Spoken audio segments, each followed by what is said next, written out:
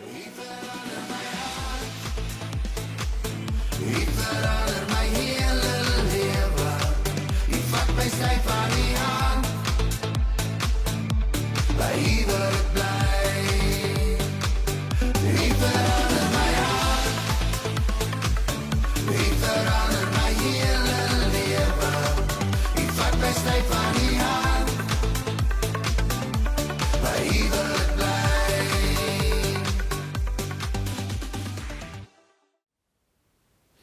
Goeiedag geliefde, dis Dinsdag en ons praat oor verandering. Gister het ons gepraat oor verandering van ons Indiankamer, ons denke, dit wat God vir ons wil doen. Vandag lees ons Esegiel 36 van vers 25 af. Dis God wat sukkel met hierdie volk van hom. En ek kom sê vir hulle die volgende ding van wat hy vir hulle sal doen. Ek sal reinigingswater oor julle uitgooi sodat julle rein kan word. Ek sal julle reinig van al julle onreinheid en van julle afgoderry. Ek sal julle 'n nuwe hart en 'n nuwe gees gee. Ek sal die kliphart uit julle liggaam uithaal en julle hart van vleis gee.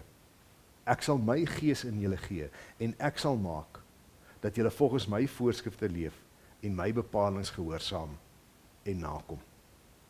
Iets heeltemal nuut wat hy met sy harte verharde mense gedoen. Jy sien in hulle pompkamer het dit skeef geloop.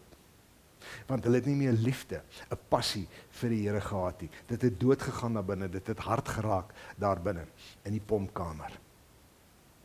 En nou leef ons vandag in 'n wêreld waar ek sien mense voel baie en mense voel baie sterk. Luister maar 'n bietjie na argumente. Party ouens sal vir jou sê, maar ek dink so en so en so. Ander ouens gaan vir jou sê ek voel oor hierdie saak so en so en so. En as iemand vir jou sê ek voel so, dan is daar nie oortuiging van iets anders nie. 'n Gevoel wat 'n mens het, ander woorde jy uit jou hart het, jy uit jou pompkamer uit, is dit waarvoor jy 'n passie het, en daarop staan baie mense baie sterk. En tog is dit nodig dat daar van tyd tot tyd pompkamerveranderinge in ons lewens plaasvind.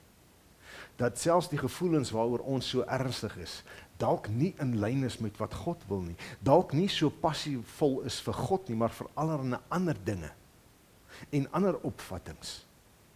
Dit is baie gevaarlik om te sê, ek voel. Want baie keer sê jy daarmee, ek dink nie daarmee saam nie, ek voel net, ek gaan net saam met my hart, ek doen soos ek oortuig voel. En optredes volg op hoe mense voel. Net soos hierdie mense se optrede gevolg het oor hoe hulle gevoel het.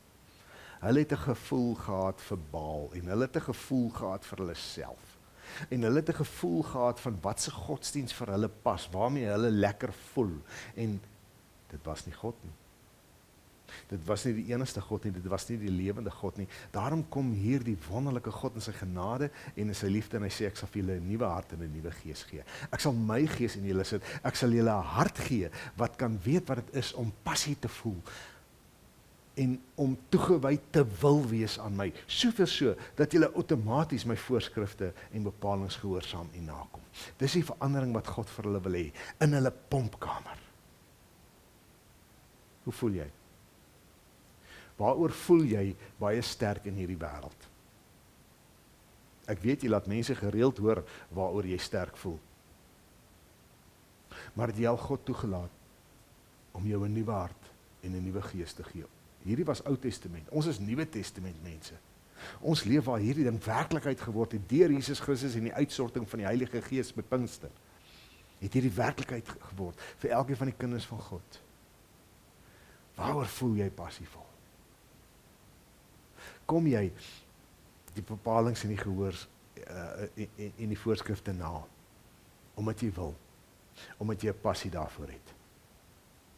Of voel jy nog steeds dat baie dinge nie vir jou is nie? Wil jou vuurmaakplek nie jou aandag werd nie? Kom ons laat toe dat God, deur Christus en die wonderwerke werk van die Heilige Gees, ons harte verander. Dis wat die wêreld nodig het, 'n hartsverandering. Mag dit in jou en my gebeur. Shalom. Luister as hy in jou oor kom fluister, luister vir sy stem. Hy wil jou kom haal, so sy my kom haal het, en vat ons saam en haal